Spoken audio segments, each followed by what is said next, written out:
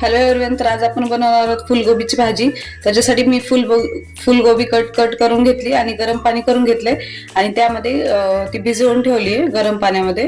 त्याच्यासोबतच हिरवे आपले वटाणे पण टाकलेत. तर आपण 5 ते 10 मिनिट याला असंच ठेवूया.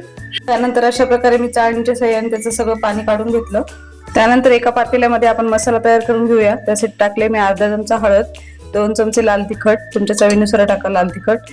त्यानंतर 1 चमचा पावभाजी मसाला, त्यानंतर 1 चमचा धने पावडर आणि चवीनुसार मीठ.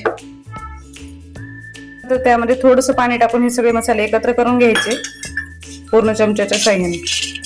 सगळे एकत्र झाल्यानंतर त्यामध्ये आपण ही जी फुलगोबी पाणी काढून घातलेली ती टाकून घ्यायची आणि त्याला सगळं मिक्स करून घ्यायचं. अशा प्रकारे सगळं मिक्स करून घ्यायचं. अशा प्रकारे मी सगळा मसाला हे या कोबीला लावून घेतलाय.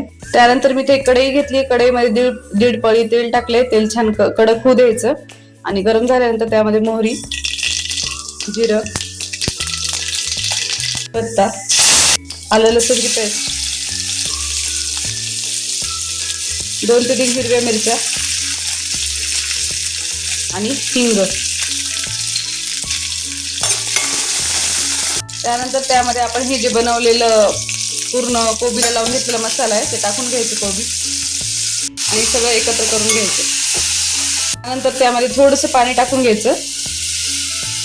त्यावर बारीक चिरलेली कोथिंबीर आणि ह्याला छान शिजवू द्यायचं. 5 मिनिट ह्याला असंच आपण झाकून ठेवूया. 5 ते 7 मिनिट झाकून ठेवल्यानंतर तुम्ही पाहू शकता किती छान प्रकारे आपली ही वटाणे टाकून घातलेली फुलगोबीची भाजी तयार झाली आहे.